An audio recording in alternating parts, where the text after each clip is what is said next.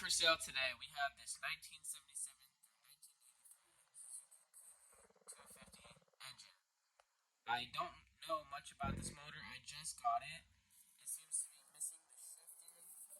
The Kickstarter shaft looks like it's hacksawed off, but I know for sure that it's a good engine. Definitely. It looks like somebody already tried to start restoring it, but I guess they just lost interest. But it's definitely a cool piece just to have as a decoration or restore even.